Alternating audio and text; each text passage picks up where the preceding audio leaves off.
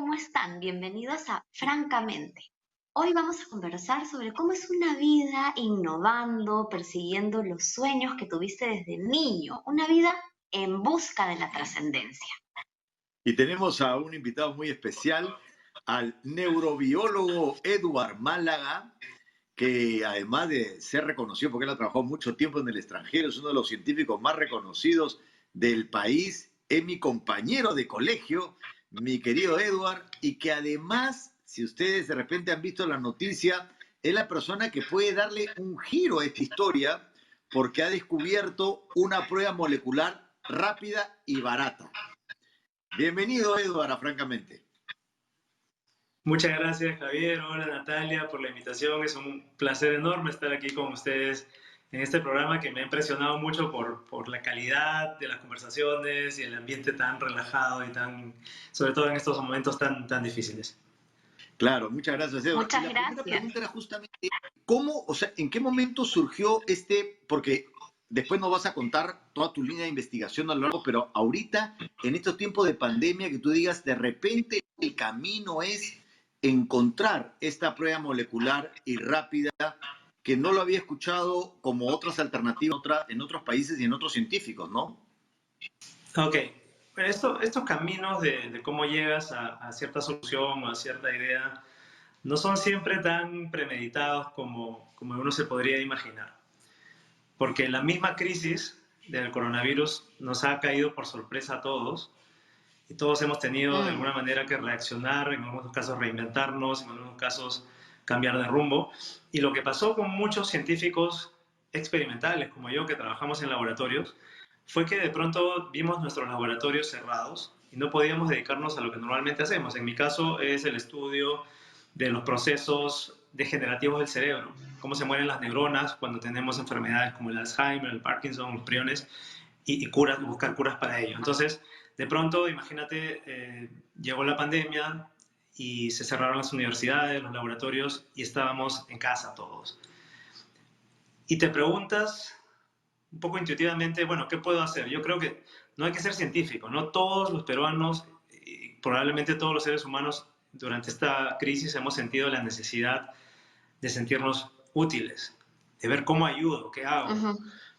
En mi caso, me quedó claro desde el principio que el llamado testeo, el diagnóstico molecular era indispensable, era fundamental para poder manejar la pandemia. Y cuando empezamos a oír que este análisis estaba centralizado en una sola institución del Perú, que es el Instituto Nacional de Salud, y que solamente se hacían 500 pruebas, con suerte, al día, pues como dicen los españoles, yo flipé, yo no podía creer que teníamos tan poco nivel de testeo, porque eso era esencial. Imagínate, es un enemigo invisible, y si tú no sabes dónde está, no puedes controlarlo, ¿no? Y lo que siempre trato de explicar es que la trascendencia de las pruebas moleculares o del diagnóstico en general, más allá de tú saber si estás con el virus o no, o si puedes infectar a alguien o no, la trascendencia real es que el manejo político, las políticas públicas que van a decidir si entramos en cuarentena, si relajamos las cuarentenas, si salen los hombres o las mujeres, de qué hora a qué hora, la policía, las escuelas, todo eso, el funcionamiento de nuestra sociedad, eso va a depender de la interpretación de la curvita esta epidemiológica. Y esa curvita epidemiológica, que nos dice si estamos en un pico, en una meseta o no, depende a su vez de la data. Y la data viene de los testeos. Entonces, imagínate, si los diagnósticos están mal hechos o están hechos con unas pruebas que son deficientes o no tienen suficiente cobertura o no tienen suficiente calidad, eso se refleja en una data mal elaborada, en una curva que va a ser mal interpretada y en una política pública que no va a tener efecto. Entonces, en mi caso, a tu pregunta, yo sentí que ese era el punto clave, más allá digamos, de los primeros auxilios, ¿no? Ahora, Eduard, ¿qué enfrenta un investigador cuando se plantea un reto como este en nuestro país? Uy, ¿cuántas horas tiene el programa? Esencialmente, ¿no? Mira, te voy a comentar. La ciencia no es una actividad que haya sido apoyada o promovida firmemente en el Perú, digamos, probablemente en ningún momento de la historia. Yo suelo decir, un poco medio en broma también, que hace 500 años que dejamos de ser una sociedad basada en el conocimiento. Desde entonces nos hemos dedicado a vender cosas, ¿no? Y de hecho es natural ver que en la sociedad peruana a la gente le gusta mucho el negocio, le gusta vender cosas, ¿no? Le gusta ganarse el dinero vendiendo un servicio o un bien. Y esa es la naturaleza de nuestra economía. Y no hemos entendido que en países desarrollados, industrializados, que hoy dan la pauta en el mundo, lo son porque han invertido en ciencia y tecnología. Y esa innovación, que es ese motor de la industria, ese motor del desarrollo, de la generación de empleos, de la empresa privada, esa innovación no viene gratis. Esa innovación viene porque hay ciencia y tecnología. Entonces, cuando me preguntas cuáles son las dificultades de un científico, todo se remonta a ese viejo tema base, ese tema básico estructural de que no se apoya la ciencia. Entonces, un científico en Perú las pasa duras, porque tiene que conseguir financiamiento que es limitado para montar una infraestructura, un laboratorio y hacerlo funcionar. Digamos, esa es la perspectiva general de un científico, y en este contexto particular de la pandemia, también hubo muchos problemas, porque varios colegas, incluido yo, por supuesto, pensamos qué podemos hacer, qué tipo de desarrollos podemos aportar al país, pero no teníamos los fondos. Y no hubo una reacción rápida del sistema de ciencia y tecnología, porque ellos tienen también sus propios entrampamientos del Estado. Pero finalmente, por ejemplo, Innovate y Concitec sacaron adelante convocatorias para empezar a promover la investigación en estos temas, un poquito, digamos, a otro tiempo, a otros ritmos en lo que se ha debido hacer o se ha podido hacer. Pero finalmente eso fue llegando poco a poco. En nuestro caso, nosotros no esperamos tanto y acudimos a la empresa privada. Así que ese es otro de los milagros que ha obrado el virus. Tener a la empresa privada acompañando científicos es algo rara vez visto, nunca visto en el país. Y Edward, para mí también lo puede entender sobre tu investigación, en qué fase está, porque dime si me equivoco, pues lo que he leído, lo que he escuchado de ti, que es una prueba molecular rápida, que en pocos minutos sale el resultado y creo que cuesta muy barato, y en realidad eso podría ser la solución de alguna manera, porque podría tomarse la prueba a todo el mundo, ¿no? Bueno, la idea es muy sencilla. El objetivo es reemplazar el método tradicional de diagnóstico molecular, el estándar. Ese estándar de oro es la famosa prueba de PCR. Cuando uno va a hacerse una prueba molecular, se llama PCR. Requiere un instrumento bastante costoso, requiere personal altamente especializado. Estas máquinas no son fáciles de llevar a cualquier lugar y por lo tanto el precio final también es bastante caro.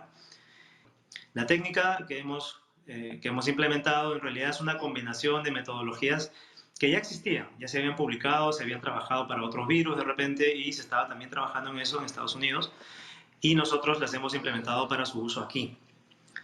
En principio se trata de, como te digo, reemplazar esa máquina costosa por un proceso mucho más rápido y mucho menos costoso. Al final estamos hablando de una prueba de 40 minutos versus las 4 horas que te toma la prueba molecular estándar. Si me preguntas por los tiempos, te voy a dar una respuesta, a ver, para que la calcules tú mismo. Si yo estuviera en un país como Alemania o Inglaterra, el producto estaría a la venta en 3 semanas. Pero estamos en Perú. Tenemos que pasar por una serie de trabas institucionales, estatales, importaciones, permisos, acreditaciones, la producción misma. Y yo me imagino que vamos con suerte, porque vamos a empujar por eso, estamos hablando de 2-3 meses. En situaciones normales estaríamos hablando de un año. Así que nos estamos comprando el pleito y vamos a tratar de sacar esto adelante. Yo creo que hay que tener fe, es posible. De hecho, imagínate, el proceso mismo del prototipo, que es lo que hemos logrado, estaba planificado para 4 semanas. Nos hemos encerrado en el laboratorio y lo hemos sacado adelante en 2. Así que de que se puede, se puede. ¿En qué fase estamos? Wow. Hemos logrado el prototipo. Lo que viene es la validación. Significa que tienes que demostrar que eso funciona con un número grande de muestras reales y eso te da un porcentaje de efectividad. Eso tiene que ser hecho sí o sí para que las autoridades sanitarias lo puedan aprobar. Y una vez que ocurre eso, ojalá que antes del 28 de julio, para poder celebrarlo, obviamente, vendría la fase ya de importación de insumos, empaquetamiento y distribución masiva. Así que, con suerte, crucen los dedos, 2, 3 meses. Ahora mira, Edward, tú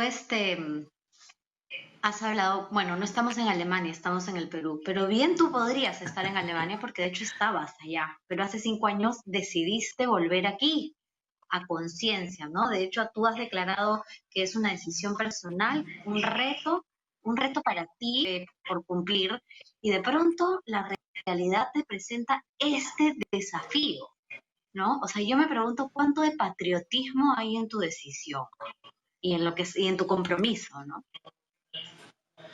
Yo creo que más que patriotismo es un compromiso, como lo dices tú, es la necesidad de ayudar. Y yo creo que este tema de la trascendencia que hemos planteado en algún momento, la trascendencia personal, no se da necesariamente de una manera dirigida, ¿no? Uno lleva una necesidad de lograr cosas en la vida y de ahí a que sea trascendente o no ya va a depender de la naturaleza de tus propios actos. Pero efectivamente Mm. yo he sentido la responsabilidad. Yo he sentido la responsabilidad en un momento en el que decía, mira, yo tengo esta capacidad, yo puedo lograr un aporte que va a ayudar al país o a la sociedad en esta crisis y lo voy a hacer. Y lo voy a hacer contra viento y marea, así me pongan todos los obstáculos del mundo y eso, así de sencillo. Eduard, y en una parte cuando Natalia te preguntó todo lo que habías enfrentado, ¿no? En el país, un científico lo que enfrenta en el país ante una situación como esta, y tú dijiste ahí cuántas horas tenemos, ¿no? Pero en realidad no solamente en el país, sino que en tu ciudad has enfrentado un montón de obstáculos, ¿no? Que los han narrado en varias entrevistas, ¿no? También el hecho de poder estar en el Instituto Max Planck, que es bien difícil de estar y lo has enfrentado, siempre ha sido como una serie de dificultades, pero más allá de la cuestión anecdótica de todo lo que enfrentaste, lo que me interesa saber es cómo lidias tú con el obstáculo o con la frustración. Pero eso lo vamos a conversar después de la pausa.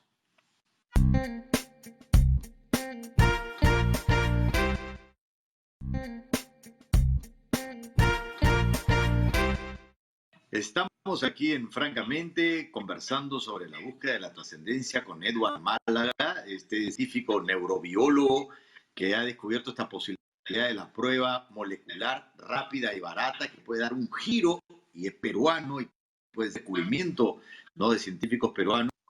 Y te había preguntado, Edward, que tú a lo largo de tu vida has enfrentado diversas dificultades, ¿no? Estando en el extranjero, tú has contado, por ejemplo, algunas cosas que las resumo para que me respondas como el fondo, ¿no?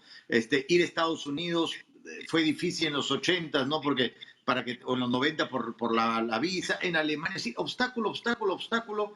¿Cómo enfrentas tú los obstáculos o la frustración en tu vida? Esta pregunta es bien compleja, y creo que tiene que ver mucho con el carácter que lo puedes heredar Mm. o se te puede formar. Pero en mi caso yo te voy a decir que a mí me gustan los retos, me gusta todo lo difícil. Así que cada vez que encontré una dificultad, la he visto como un reto y un placer vencer esa dificultad y salir adelante. No te digo que le he pasado mal, que no le he pasado mal. O sea, por supuesto hay momentos en la vida en que tú dices, uy, ¿lograré esto o no lo lograré? Pero realmente de expectativa de vencer un reto y de salir adelante es como surfear una ola, ¿no? Y meterte en el tubo y decir, caray, lo he logrado, y te empodera y te hace soñar 10 veces más fuerte. Así que eso de la carrera ha sido realmente un placer, no me arrepiento, lo haría 10 veces más. El reto del Perú, eso sí, para eso sí hay que tener piel de chancho. El trabajar en el Perú como científico y asumir las dificultades actuales es un abismo de diferencia. Las dificultades a las que tú aludes en el extranjero son retos, no son tanto dificultades, son retos. Pero en el Perú sí son obstáculos. Te ponen un cable tras el otro, Mm. una piedra tras otra, una nube gris tras otra, y tú tienes que haber tenido una formación de carácter lo suficientemente estable como para generar resiliencia, ¿no? Como para poder ser capaz de caerte, levantarte, volverte a caer y volver a levantarte e insistir. La existencia, la terquedad, yo creo que es elemental, esencial para poder sacar adelante cualquier cosa en este país.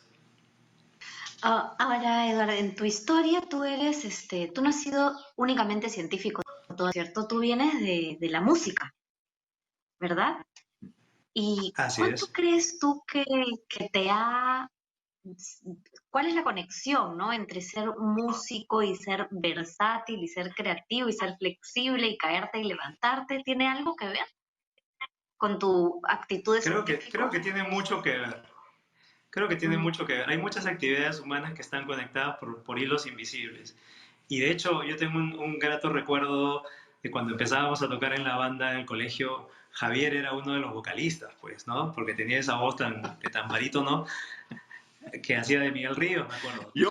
Pero, Yo pensaba que nadie se acuerda, que nadie se acordaba. por supuesto, cómo es inolvidable. Eras el vozarrón de la... pago por ver, hay videos. Vamos a buscar. En fin, es una pregunta bien interesante porque ya varias veces me han hecho pensar sobre ese tema. Eh, la música y la ciencia tienen varios elementos comunes. Si bien una es más racional, más objetiva y la otra más subjetiva, tú has tocado un punto clave que es la creatividad.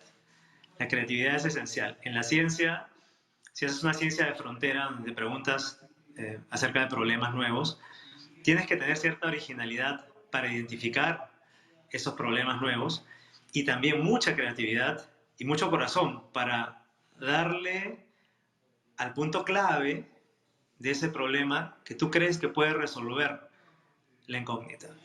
¿Y cómo lo vas a hacer?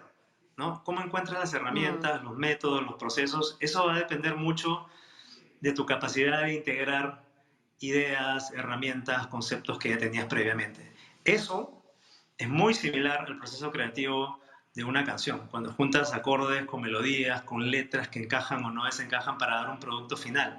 Y también se parece mucho, a mi parecer, a la cocina, porque si tú eres alguien que cocina de libro, bueno, está bien, se te respeta, pero si eres alguien que cocina de manera improvisada y le salen unos manjares, es un poquito también eso, es la mm. creatividad, la integración de cosas que ya conoces para lograr algo desconocido que va a resultar maravilloso y pues para ser disfrutado por tus prójimos. Pero mira, Edward, tú mencionaste esto de acciones y la trascendencia depende un poco ya de los resultados, no depende tanto, ¿no? O sea, depende del impacto que produce. Pero hemos empezado hablando de este gran descubrimiento, esta gran iniciativa. Claro, el programa es corto porque podríamos hablar también sobre toda la otra línea de investigación que puede dar una solución al Alzheimer, pero a la vez tú, ahora que mencionabas lo de la música, formabas parte del grupo Arena Hash, ¿no? Que también ha trascendido, es decir, que ha quedado en la historia de la música peruana. Y Mm. Pedro, que además, pues, gran amigo tuyo, bueno, es amigo nuestro, pero contigo siempre fueron, pues, muy, muy unidos, te ha mencionado, ¿no? Y muchas veces te mencionan como el quinto Arena Hash. Es decir, tu vida siempre ha estado como rozando la trascendencia y poder ser conocido de forma superlativa, ¿no? ¿Cómo vives tú eso? Pues como un llamado casi a la trascendencia. Sí, mira, yo vivo tratando de evitarlo, pero de alguna manera siempre sale por ahí un titular, una asociación que te hace pues persona pública. Yo digo, caray, y otra vez vamos a aguantar llamadas de periodistas por 3 días y luego se van a volver a olvidar de mí. Pero a tu pregunta, efectivamente, sí he sentido que he tenido la fortuna de cruzarme en la vida con situaciones, personas y productos de gran trascendencia que te hacen a ti también ser trascendente. Y esto me hace recordar una anécdota, bueno, es un recuerdo en realidad muy temprano, ¿no? Yo recuerdo que cuando tenía cerca de 5 o 6 años, pasaba en el carro con mis padres por el Paseo Colón, por Lima, final de lo que era el Sanjón. Y pasamos frente a la estatua de Cristóbal Colón y yo pregunté quién era Cristóbal Colón. Y me contaron que hace 500 años, bueno, eran 450 en ese momento, Cristóbal Colón había descubierto, entre comillas, la América y había sido, digamos, quien trajo consigo todo este cambio en la historia.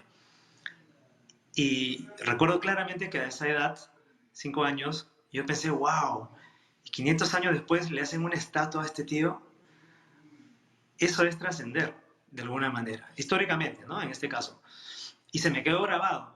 Y por alguna razón, no sé, llámale ego, creo que en algún momento todos tenemos que creérnosla, ¿no? Un poco lo que somos y lo que podemos. Algo en mí dijo, yo quiero un poquito de eso.